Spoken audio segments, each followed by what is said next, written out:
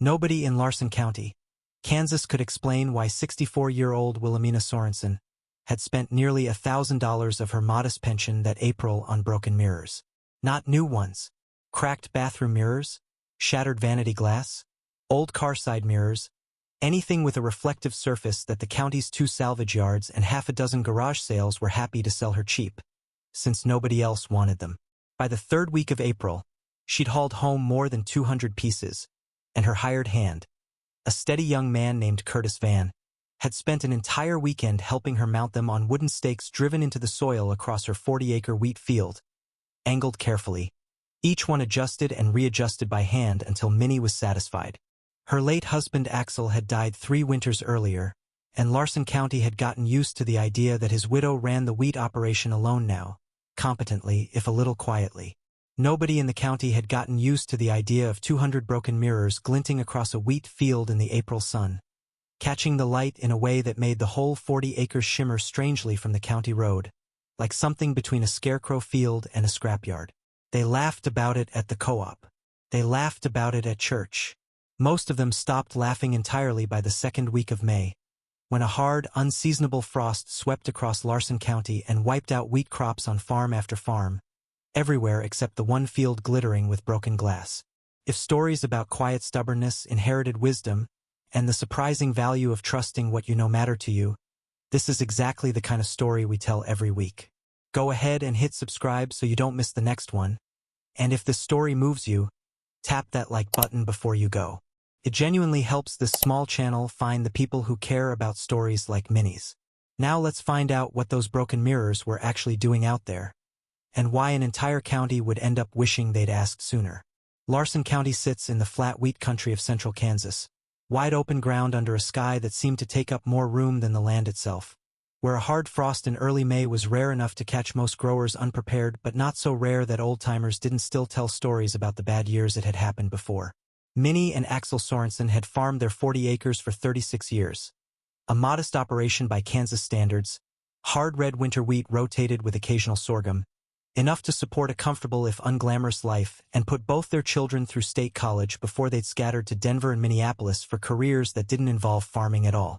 Minnie's own grandmother, Astrid Lindqvist, had immigrated from northern Sweden as a young woman in the 1930s, settling first in Minnesota before the family eventually made its way to Kansas 2 generations later. Astrid had lived with Minnie's family for the last decade of her life, and Minnie, the youngest grandchild and the one who'd shown the most patience for an old woman's long, meandering stories, had absorbed more of Astrid's practical, hard-won farming knowledge than anyone else in the family ever bothered to. One of those stories, told and retold over the years in Astrid's thick, careful English, concerned the short, brutal growing seasons of her childhood in northern Sweden, where farmers fought constantly against late spring frosts that could destroy a season's crop in a single cold night. Astrid's own mother, she'd explained, along with most of the women in their farming community, had practiced a technique passed down through generations of subsistence farming in that unforgiving climate. Mounting polished tin, old mirror shards, anything reflective they could scavenge, angled carefully across vulnerable fields to catch and redirect additional sunlight onto the soil throughout the day.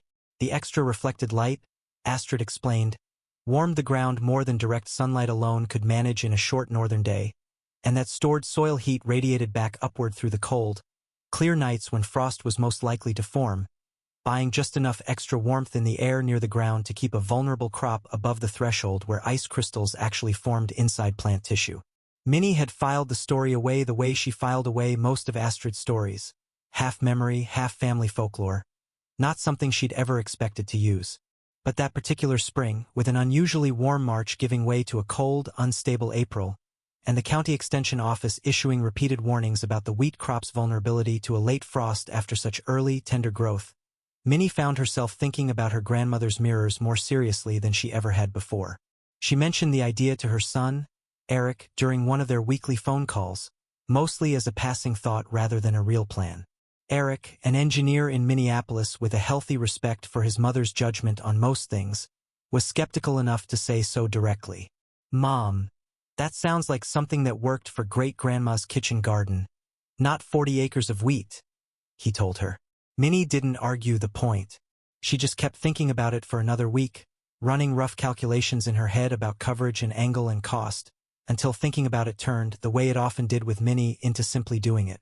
She started buying mirrors in early April, and by the time Curtis Van showed up for his usual spring work that year, she'd already filled half her equipment shed with broken glass.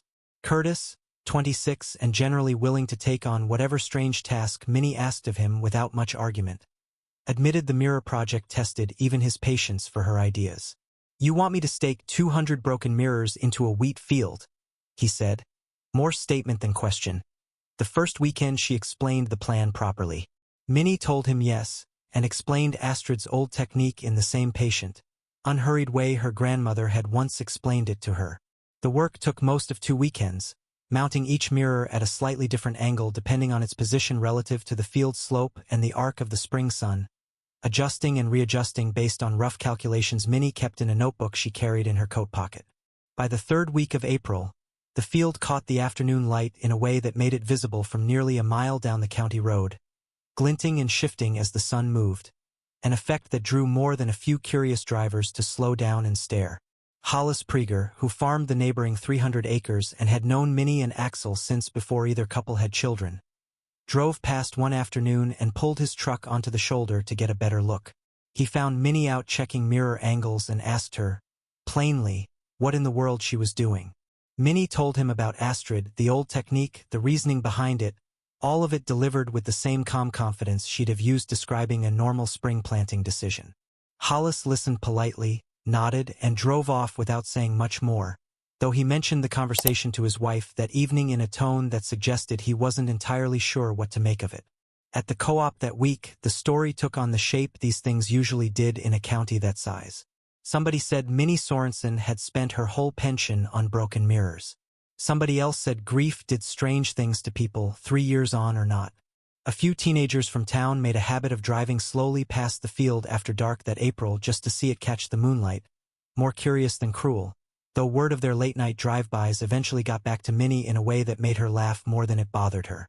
The frost warning came on the 2nd of May, an unusually strong cold front dropping temperatures across the county well below freezing overnight, arriving after weeks of mild weather that had left the region's wheat crop tender, actively growing, and far more vulnerable to frost damage than it would have been earlier in the season.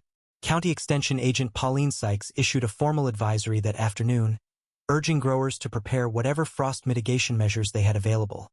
Irrigation where possible, wind machines for the handful of operations that owned them, though most Larson County wheat growers, Minnie included in every practical sense except her mirrors, had no meaningful protection against a hard frost hitting 40 acres of open field. The temperature that night dropped to 26 degrees across most of the county, low enough and sustained long enough to cause severe damage to actively growing wheat, freezing the delicate tissue inside developing stems and heads in field after field. Hollis Prieger lost an estimated 30% of his crop. 2 other operations along the same stretch of county road reported losses closer to 40%. The county's overall wheat yield projection dropped sharply within days of the frost event, a real economic blow for a region that depended heavily on that single crop. Minnie's field, when Pauline Sykes came out 3 days later to assess frost damage across the affected area, showed almost none. The wheat stood green and undamaged, row after row, in stark visual contrast to the yellowing, frost-burned stands on every neighboring property she'd surveyed that week. Pauline, who'd built a career on being appropriately skeptical of folk remedies, spent a full afternoon walking Minnie's field with a soil thermometer, taking readings at multiple points and comparing them against readings from Hollis Prieger's unprotected field a half-mile away. What she found, though she was careful afterward to describe it as preliminary and worth further study rather than definitively proven, was a soil temperature differential of nearly 4 degrees between the 2 fields, Minnie's consistently warmer, particularly in the hours just before dawn when the frost damage would have occurred. The mirrors, she explained to a skeptical but increasingly attentive gathering at the following week's extension meeting, had likely increased the total solar energy absorbed by the soil throughout each sunny day that April, building up just enough additional thermal mass in the ground to measurably slow the field's overnight cooling during the frost event, buying Minnie's wheat the few critical degrees of difference between survival and serious damage. Hollis Prieger came by that same week, walking Minnie's healthy green rows with an expression considerably more humbled than the polite curiosity he'd shown in April. "I want to know exactly how many mirrors I need for 300 acres, he told her, and Minnie, laughing for the first time in what felt like a stressful month, told him she'd have to do the math.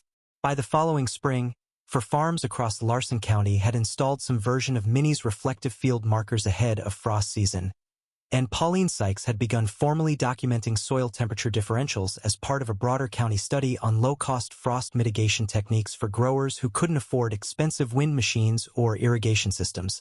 Eric, who'd been gently skeptical over the phone that April, drove down from Minneapolis that June specifically to see the field his mother had built out of scavenged glass and a grandmother's old story, and stood at its edge for a long while before telling her, quietly, that he owed great-grandma Astrid an apology. Minnie never made much of what happened that spring. When people asked how she'd known it would work, she usually gave some version of the same answer. She hadn't known, not really, not with certainty. She'd simply remembered an old woman's patient explanation closely enough, and trusted it seriously enough, to spend a pension on broken mirrors rather than let a story that had once saved her grandmother's family go untested one more season. There is a particular kind of knowledge that survives not in books or bulletins but in the patient retelling of people who lived through hardship the rest of us only hear about secondhand. Minnie Sorensen hadn't set out to protect an entire county's wheat crop or prove an old family story true in front of skeptical neighbors. She'd simply refused to let her grandmother's hard-won memory die quietly in a drawer of old stories, and in trusting it seriously enough to act on it, she showed Larson County that the wisdom worth keeping is often exactly the kind that looks the strangest right up until the night it matters most.